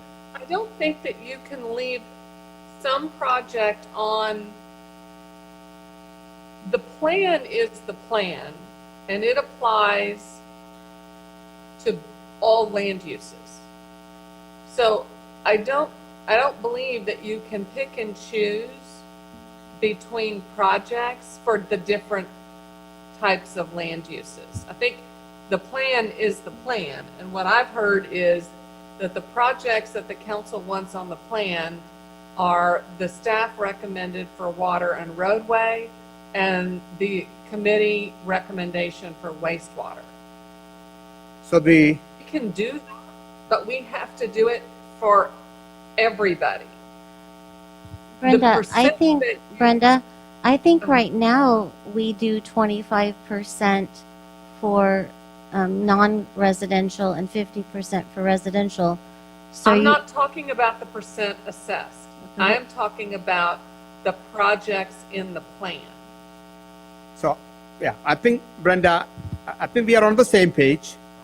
So the recommended water impact fee is 6,927, which is based on the entire project list minus the two red items. Yes, That applies for residential and non-residential. yes, So the wastewater, 1,279 includes everything in the list. That includes the red one also. We want to keep the Lawson project. So 1,000, correct, that will apply to both residential and non-residential. yes, Same way, roadway impact fee, we are applying the same projects list for both residential and non-residential. okay, I'm sorry, I misunderstood. I thought you were differentiating in the project list. You Yeah, can I- differentiate. yeah, the in mic is- extent, yes. Yeah, sorry, my Oh. bad. It's the mic has some issues, so my bad.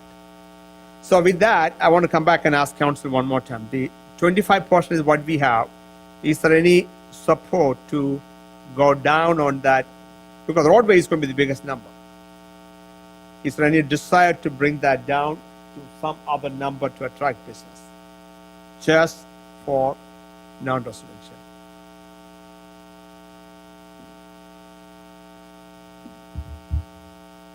I can tell you, Mayor and Council, that I have another client city that chose to, because they feel like they are done incentivizing residential, and now's the time to support non-residential. They did differentiate between the assessment percentages to encourage commercial development. Yeah. So this is not a new concept. Exactly. I think we already have a differentiation of 50% for residential and 25% for non-residential. The point I was trying to debate or get some input from the council is whether council support going down from the current 25 to say 20 or 15 or 10. That means we bring in less impact fee from the non-residential in an effort to encourage non-residential growth. Alan, I'm just going to vote. I'm not asking you to vote. I'm just asking you to speak up to it. Speak to it. I'd be willing to lower it to 20%. I'm a little bit nervous about lowering it without knowing what we're lowering for much, but if we're going to give them a nickel, I'm okay with the 20%. That's what I was going to say. If you do it here in this document, it is for all non-residential, whether it's non-residential that you want or don't want. Yeah, good point. I So understand that. if instead you would like to incentivize certain uses, you can do that through a 380 agreement, understanding that the piece that you're not collecting when the projects are built will be funded in part, or more of it will be funded by all of the residents, because that economic development was good for everybody.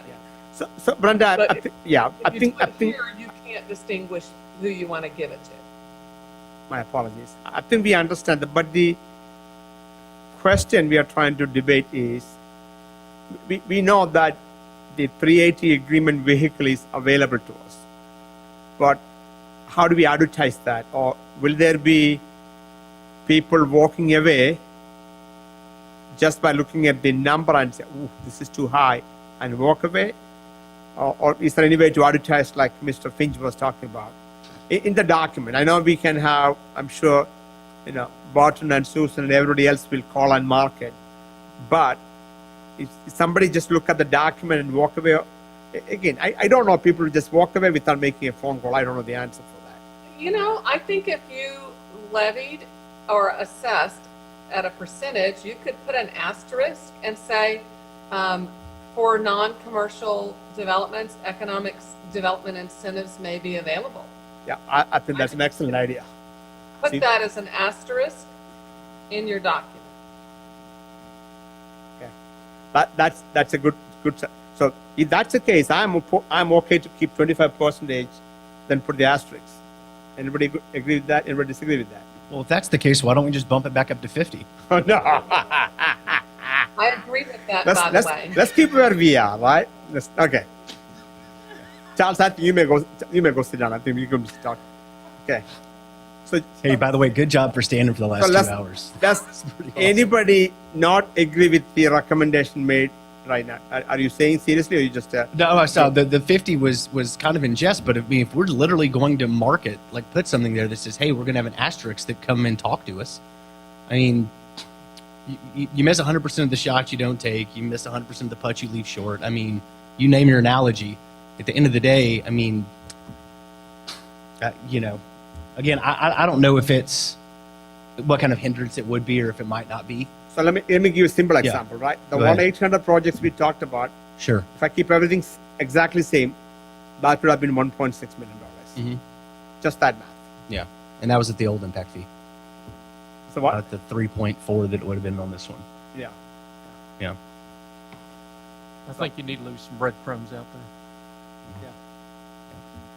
So breadcrumbs sounds like. I appreciate where Jonathan's coming from, but and I'd love to be able to do it, but I think this is a situation that leaving some breadcrumbs out there for somebody, because that 50% might be enough to turn them away from coming and asking the question, even though the asterisks there, you can put it in big red letters and make it flash in blue and green and all that. If it's 25, it might entice them. We don't have to give it at 25. And I bet there's going to be more people that are going to be enticed with that than would be with the 50% number and asterisk out there. So what you're saying is leave at 25% with an asterisk? Freeman, can you live with that? Yeah, I can live with it. Anybody else? Everybody else can support it. Not asking for vote, just asking for opinion. Eldridge, Clark, Mr. Finch, Mr. Allen, Charles, what else? Can you bring up the next set of charts?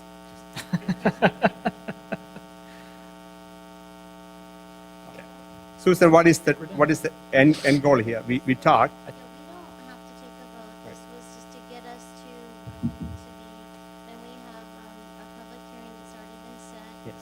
And then you would vote after. Okay. So you're going to make the changes we recommended, right? Yes, so the projects. we'll have the public hearing in December, and we'll bring forward an action item that reflects the conversation here after that public hearing. Yeah, and before we sign up, do you guys want to do some mic check so that we can make sure we're ready for the next meeting? So Brenda, can you hear me now? Yes, Freeman. How about now? I hear you now. Excellent. This is Larry. Gotcha. Test, Ryan, test. We can hear. Saji George. Got it. Mark? I can hear you. Mayor Saji George. I got it. Other Mark? I think it's fixed.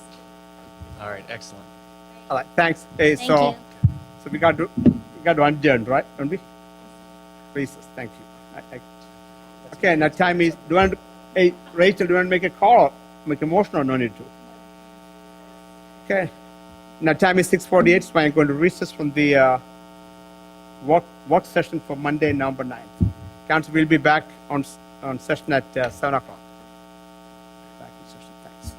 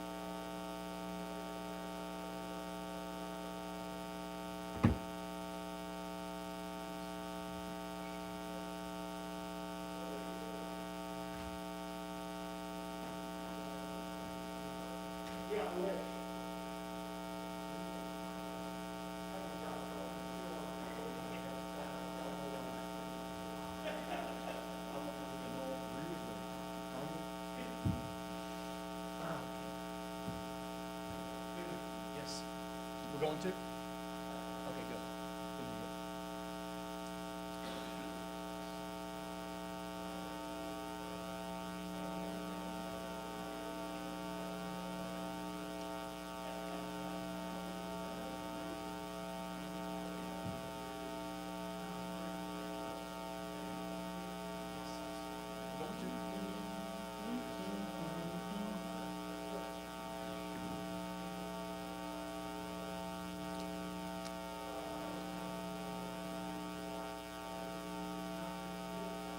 All right.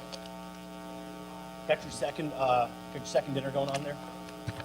You carb loaded just to get through the first session. Now it's time to eat dinner. How's your running been? So still on your consecutive day streak? Your consecutive day streak? All right. Got your second dinner going on there?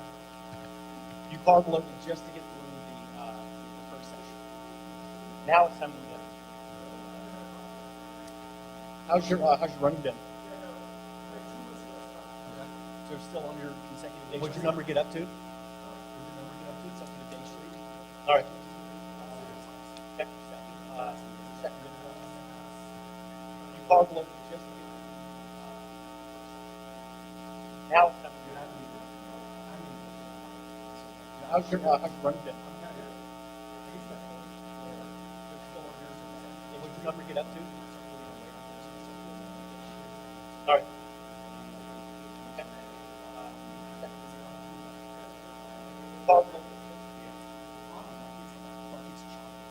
Now, how's your running been?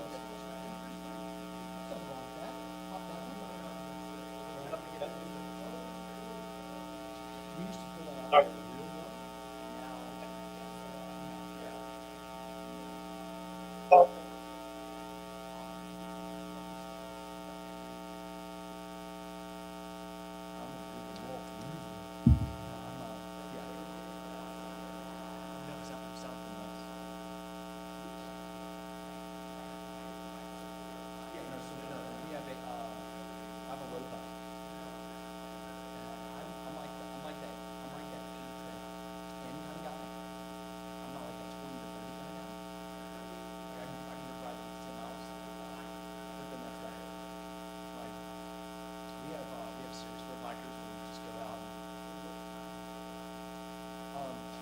It's about like this big.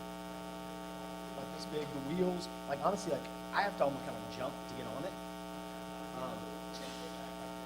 Oh, yeah, no, yeah, no. It's not one of those. I used to switch shows.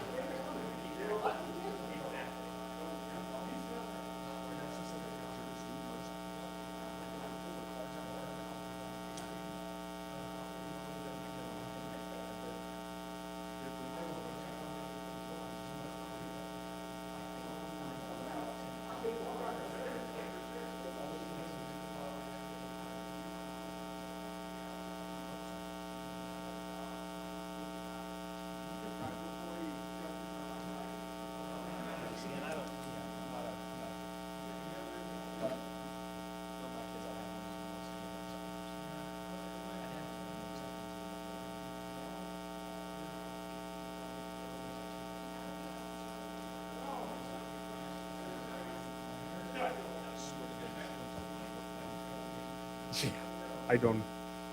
Mark.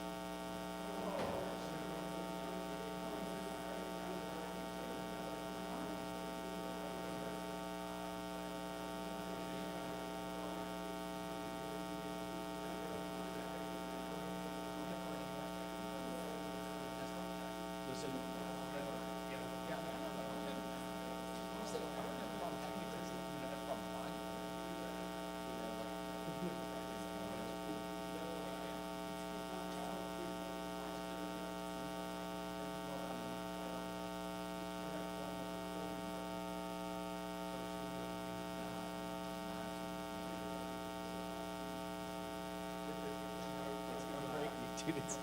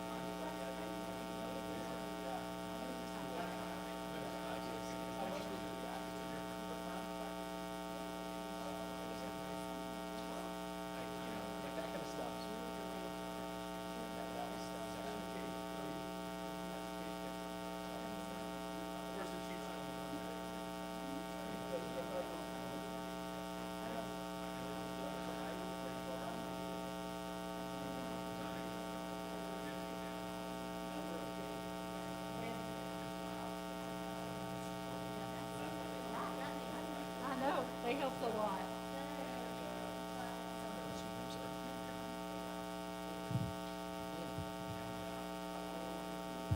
Oh, you did? Oh, that is awesome. I would actually love to see it. I sprayed my mic, but didn't give you Well, all I know is like I was sitting here and I was like, man, someone's mic's clean. I mean, I shouldn't have to worry about you, man. At this No, point, I was gonna say, I'm like, probably you gonna save this physically one. can't.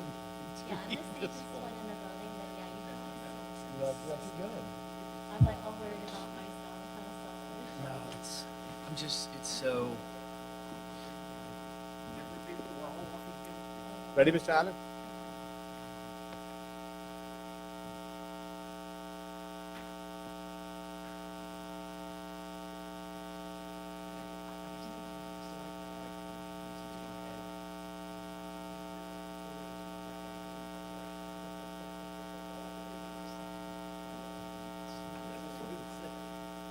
We'll go without him. He knows God.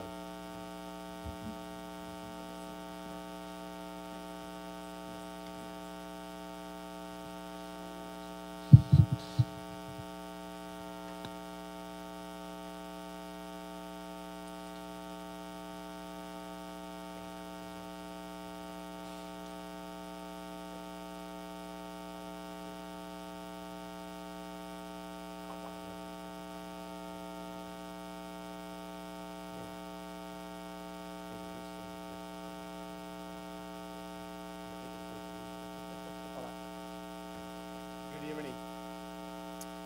Please join me standing for the invocation. Tonight's invocation will be given by Council Member Allen. Okay, let's pray.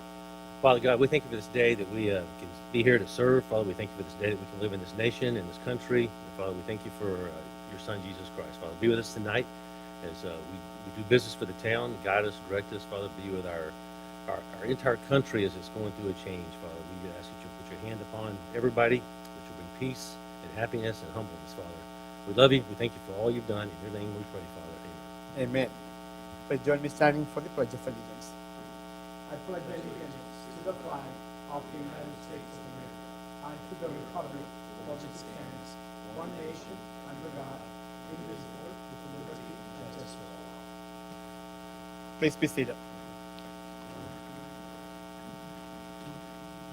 The time is right. I call to order again, right? Don't I? Okay. Did I say quorum last time? I did not. Okay, thank you. The time is 7:02. I'm going to reconvene into the regular session for Monday, November 9th. The first item on the agenda is introduction. I think we have a new Parks Director. Barton, you going to introduce? All right.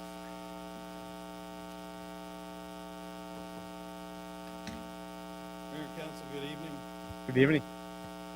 So this evening,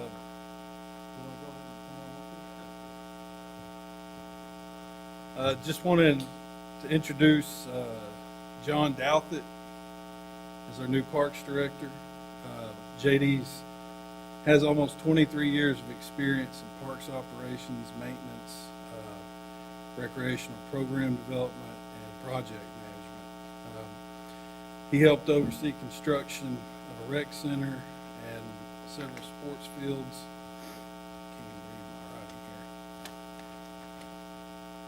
Too long of a list? Yeah. He's worked for the cities of Nacogdoches, Watauga, Euless, and most recently as the Director of Parks with the City of Commerce. During his time in Euless at the Parks at Texas Star, they hosted 150 plus league teams and over 500 plus tournament teams per year.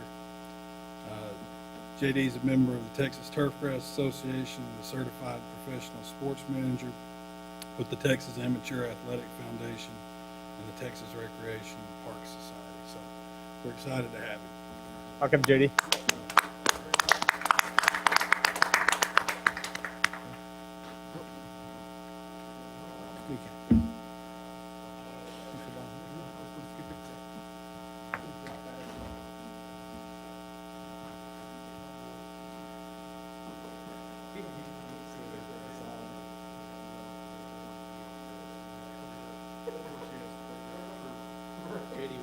I met you the other day. Welcome to Sunnyvale. Absolutely, thank you, welcome. Thank you, sir. I'll send this to you. Thank you, sir. No lines.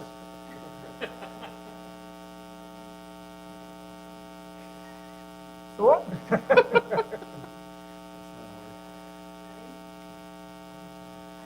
Doesn't even matter. I need a smile mask.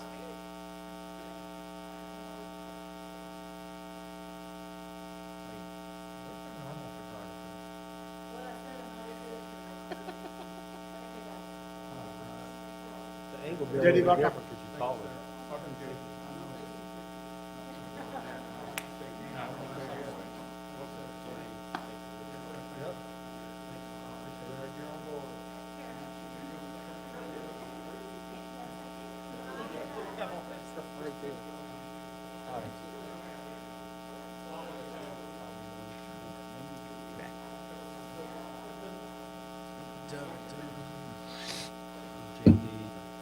All right, the first item on the agenda is the announcements. This is the time for announcement. If there is anyone from the council or the staff would like to make an announcement, you may do so at this time. Okay. You gonna do it? Go ahead, you do it. So we have 2 events coming up. This Wednesday, November 11th at 5:30, we're going to have a Veterans Day recognition ceremony. It's going to be here at Town Hall. So we want to encourage those of you that have veterans in your family. We can honor them. We'll give medals out to those that can come. Again, 5:30 this Wednesday. It'll be outside. We'll have social distancing and just get to honor our veterans. The second item that we have coming up, the second event, is the Turkey Trot. That's going to be on Thanksgiving Day, which is November 26th. We're going to meet at 7 o'clock. The run starts at 7:30, again on Thanksgiving Day, Thursday. And we're going to meet at the Raiders Stadium parking lot. And that is for raising money for our Sunnyvale Animal Shelter. Okay. So last year was wonderful weather. It rained and it was probably like 50 degrees, probably 40 degrees. We're hoping it may be a little sunnier this time. 41 degrees. And you can register online. So go online, you can find out information. You have to kind of dig or it's just going to be right the landing page. On our townofsunnyvale.org website, there at the bottom of the page, there's a link to go and register. And it's important to register because the first 150 registrants will get a medal and a bib number. And that's also where you can order the t-shirt as well. So we're not going to do any of that at the race. So it all needs to be done ahead of time. Okay. Mayor, yes, sir. I'd like to add one more thing Yes, to sir. the Veterans Day. It's tentative that we may have a flyover of a couple of war airplanes. The reason it's tentative is because sunset is at 5:30, and they've got to be in and out of here. So maybe a little bit early. If the flyby happens, it's probably going to be about 5:20. But they're going to fly right over the town, right down Collins Road, fly right over the town. So it'll be really cool. If we can get a verification tomorrow, then I'll feed that back to Susan so she can put that out. But really cool airplanes. If you had never been in one or seen one, they're super cool. That'd be awesome. You're moving up, right? Yeah, courtesy of Kavanaugh Flight Museum in Addison, by the way. Somebody knows where Kavanaugh is? Where's he at? Oh, there he is. Yeah, courtesy of Kavanaugh Flight Museum out of Addison. Awesome. Okay. Any other announcements? Mayor, if not, I did want to Yes, sir. say we're going through another one of those times where it seems like COVID cases are popping up. So if you're not, in the know, just know that when you're in places in town, we have seen some more cases pop up as of the last week or so. So just it's always good to know what's going on out there. So just be mindful. Thank you, Mr. Freeman. Are there any other announcements? Okay. There another announcement. Moving on to the public forum. This is the time members of the audience may come forward and speak to the council on items which are not on the agenda or personal matters or legal matters. If anyone from the audience would like to come forward and speak to the council, you may do so at this time. If you are calling in via Zoom, you may raise your hand. No one is coming forward from the members of the audience. Joseph, anyone raising their hand? No hands raised, so I'm going to close the public forum. Council, we have 3 items on the consent agenda. Item number 3, 4, and 5. Would anyone like to remove any of the items from the consent agenda? If not, can I have a motion to approve consent agenda items 3, 4, and 5 as presented? Motion to approve as presented. 3, 4, and 5. Motion made by Mr. Eldridge and second by Mr. Allen to approve consent agenda item 3, 4, and 5. Everyone heard the motion? All in favor signify. All opposed? Motion passed 7-0. Council, I am going to I could drop item number 6. Is that the right terminology?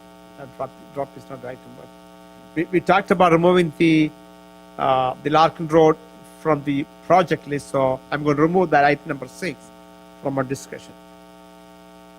Moving on to item number 7, discuss, consider, and act upon a request to approve a preliminary plat on 17.4 acres for the properties located near the southwest corner of Collins Road and Town East Boulevard.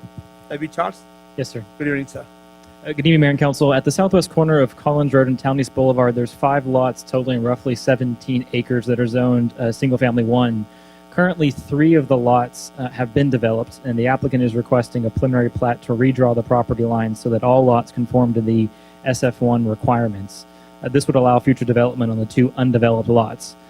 The plat complies with all town standards and engineering requirements, and I'd add that the Planning and Zoning Commission heard this at their October meeting and recommend approval unanimously. Taking a step back for a second, plats are a ministerial function, that means that if all requirements are met, then the council has to approve the document. And so one of the things we've been talking about at a staff level are things like this that are required to be approved. In the future, we'll probably put these on consent unless there is something that we know probably needs to be discussed by the council. But because it is a requirement that it gets approved, we figure it's a good fit for the consent agenda in the future. Okay, I'm going to open up for public comments. If there is anyone from the members of the audience who would like to come forward and speak to the council on item number 7, you may come forward. If you're calling in via Zoom, you may raise your hand. No one is coming forward, so I'm going to, Joseph, anyone raising their hand? No hands raised, so I'm going to close the public comments. Council, are there any questions or discussions on item number 7? Okay, if there are none, I call for a motion. Motion to approve. Motion made by Mr. Ehrlich and second by Allen to approve item number 7 as presented. Everyone heard the motion? Are there any discussions?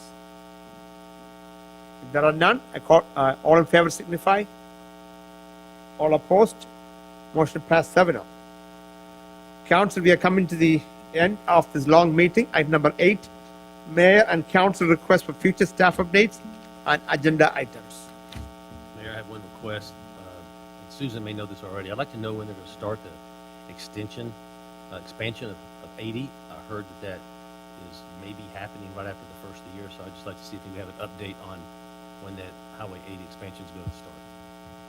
Okay, we have that information and I'll provide that. We can't discuss it here because we don't have it on the agenda, but we do have that. If you recall, we approved that advanced funding agreement recently on that project, so I'll just forward that information back to you. Yeah, okay. Are there any other items? If there are none, I'm going to call for a motion to adjourn. Call for a motion to adjourn. Motion made by Mr. Freeman, second by Mr. Ehrlich to adjourn. All in favor signify. All opposed? Motion passed 7:40. We are adjourned. Council, staff, thank you very much. Lot of work. Charles, great job. Officers, thanks for being here tonight. Every other staff, line, all their questions. Thanks.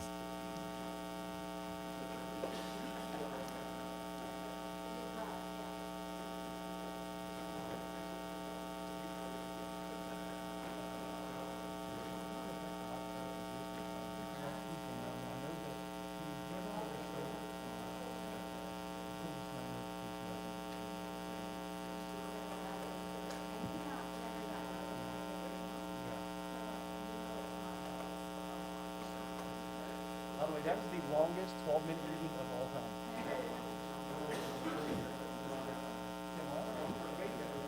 I know. Dude, I knew what you were trying to do. I'm like, I got this.